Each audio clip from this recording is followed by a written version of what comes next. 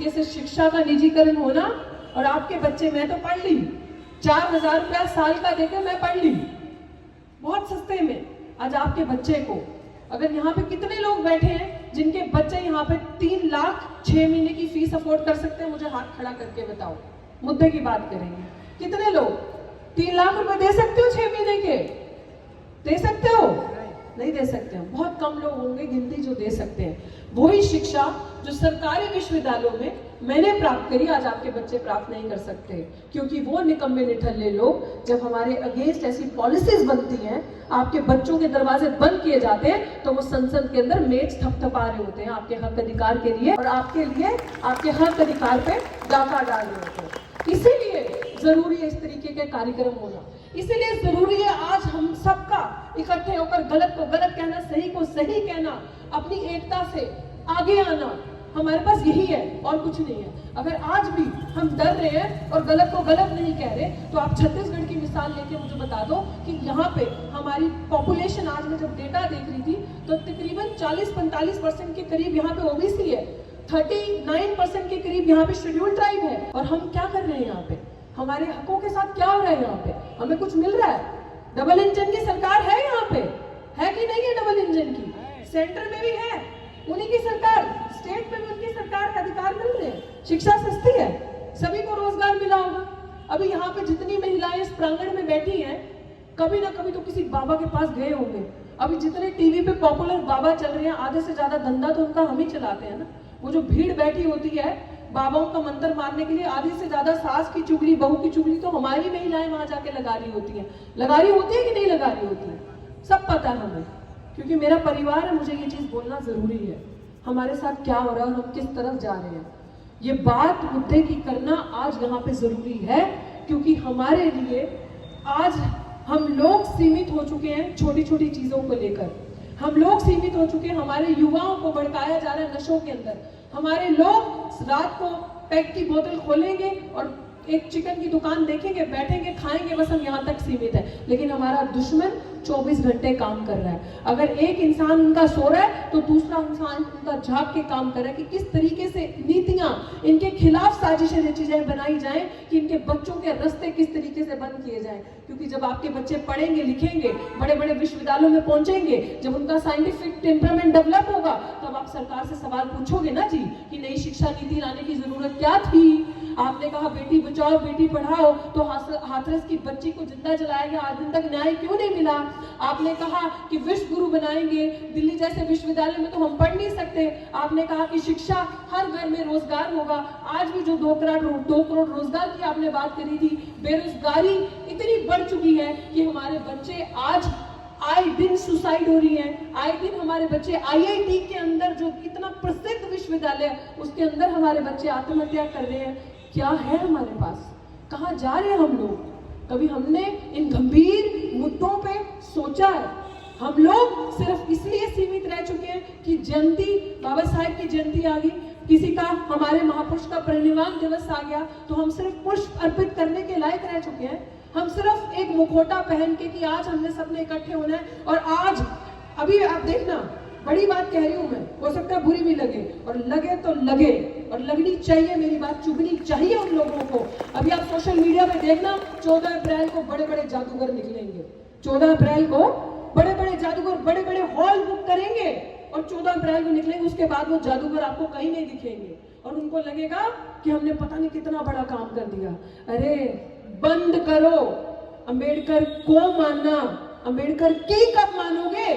अगर अंबेडकर की मानना है तो सड़कों पे आके लड़ना पड़ेगा, एकजुट होना पड़ेगा।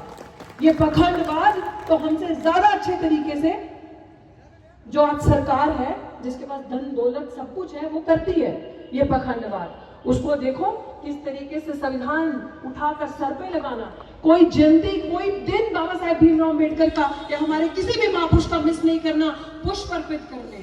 हमारे बड़े बड़े समाज के लोगों को बड़े बड़े ओहदे दिए हैं, और वहीं पे हमारी आज देश की राष्ट्रपति महिला जो हमारे समाज की हैं, और वहीं पे आदिवासियों की जल जंगल जमीन उनसे छीनी जा रही है। आदिवासियों के हाथ से जो गांव था उसको काटा जा रहा है। गांव बिक रहे हैं, खत्म हो रहे हैं, हमारा सब कुछ बिक रहा है, लुट रहा है, लेकिन वहां पे हम चुप हैं, हम बोल नहीं पा रहे। क्या करोगे ऐसी कुर्सियों का? क्या करोगे उस सोने की कुर्सी का जिसके नीचे कांटे हैं? आपको सब कुछ दे के ये ढोंग है, ये फेयर डिस्ट्रीब्यूशन ऑफ रिसोर्सेज नहीं है। ऐसे नहीं हमारे महापुरुषों ने कहा, जिसकी जितनी संख्या बारी उसकी इतनी हिस्सेदारी। ली हमने हिस्सेदारी, मांगा हमने। हमारे महापुरुषों ने कहा कि जितना पाताल में है, जितना धरती के नीचे है, धरती के ऊपर है, जितना नेचुरल रिसोर्सेज है, सब पे हमारा बराबरी का अधिकार है हमारा बराबरी का अधिकार। किसी के पास है हम बराबर, कहीं पे है हम बराबर, कहीं नहीं है। लेकिन भाई मेरा क्या, आग मेरे घर पे थोड़ी लगी है, आग तो उसके घर पे लगी है, मैं क्यों लड़ूं? लेकिन आग जंगल में लगी है, आज तेरी बारी है, कल मेरी बारी। इस चीज को हमें भूलना नहीं है। हम अभी भी शायद उस भ्रम में बैठे हैं, और महिलाओं से खास करके, क्योंकि एक महिलाओं ये पखंड, ये दुख, ये दर्द मैंने देखा है, क्योंकि हम लोग शिक्षित नहीं होते। क्या जरूरत पड़ी थी बाबा साहेब को आप सबके लिए लड़ने की? क्या जरूरत पड़ी थी बाबा साहेब को आप सबके लिए इतनी बड़ी बड़ी रैलीज ऑर्गेनाइज करने की? बाबा साहेब लड़े, क्या सिर्फ एक महिला के लिए लड़े? सब महिलाओं को बाबा साहेब ने अधिकार दिए, और हम उसी बाबा साहेब को भूल गए। बाबा साहेब भी काला धागा गले में डाल के घूम सकते थे, बाबा साहेब भी अपने बच्चों को बचा सकते थे, पैर में काला धागा डाल के, हाथ में डाल के, मंत्र मरवा के, वो धुआं फूंक करवा के। करा बाबा साहेब ने ऐसा पखंड? करा? बाबा साहेब ने आपको शिक्षित किया, बाबा साहेब ने हमें शिक्षा दी। बाबा साहेब ने कहा, मैं आपको मंदिरों में नहीं मिलूंगा, मैं आपको किताबों में मिलूंगा। पढ़ी हमने वो किताबें? पढ़ी? नहीं पढ़ी। मैं बताती हूँ, ये रियलिटी है, हम नहीं पढ़ते। सोशल मीडिया पे धड़ाधड़ रील देख रहे हैं हम, सोशल मीडिया का भी दुरुपयोग हम कर रहे हैं, फ्री डेटा मिल रहा है, इंटरनेट मिल रहा है, और हम पढ़ ही नहीं रहे। इसलिए महिलाओं की सबसे बड़ी जिम्मेदारी बनती है, क्योंकि अगर हम पढ़ेंगे, हम अपने आने वाले परिवार को पढ़ाएंगे, अपनी बच्चियों को पढ़ाएंगे, बच्चियां आगे जाके अपने परिवार को पढ़ाएंगी, आने वाली पीढ़ियों को, तो ये परिवार, ये सिलसिला बढ़ता जाएगा। तो सबसे ज्यादा जरूरी है हमारे लिए शिक्षित होना, पॉलिटिकली आगे आना। कि अगर महिलाओं को धर्म, जिसे बाबा साहब ने कहा मेरा बस चले, तो मैं वो शब्द यूज नहीं करूंगी, मैं डायनामाइट से उड़ा दूंगा। तो आप मुझे एक बात अपने दिल पे हाथ रख के, महिलाएं खासकर ये बताएं, क्या कभी आपने किसी मंदिर की पुजारी महिला देखी है? किसी चर्च की पादरी महिला देखी है?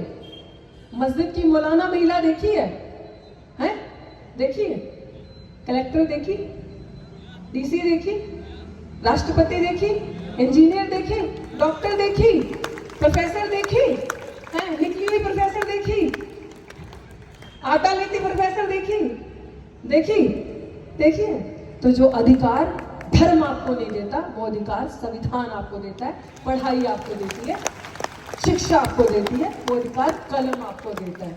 इसीलिए बड़ी खूबसूरत चीज उन्होंने कही कि मैं अब अपनी जुबान से जवाब नहीं दूंगी, मेरी कलम जवाब देगी। यही कहा ना, कलम। तो बाबा साहेब की जुबान ने जवाब नहीं दिया, बाबा साहेब की कलम ने जवाब दिया। किसने दिया? कलम ने। कि तुमसे मांगूंगा नहीं।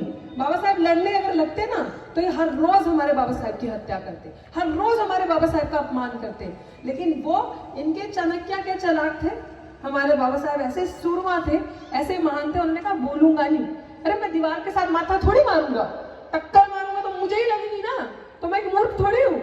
मैं बोल के नहीं, लिख कर दूंगा इनको इनके अधिकार। और मूर्खों को पढ़ना ही नहीं आता था, अगर पढ़ना आता तो संविधान उसी समय पढ़ते तो विरोध करते। लेकिन बाबा साहेब सोचो कितने विजनरी थे कि तुम लड़ते रहो, मैं लिखकर इनकी किस्मत बदल के जाऊंगा। और वो किस्मत बदली कि आज आपके सामने इस प्रांगण में महिलाएं बैठी हैं, अधिकार की बात करती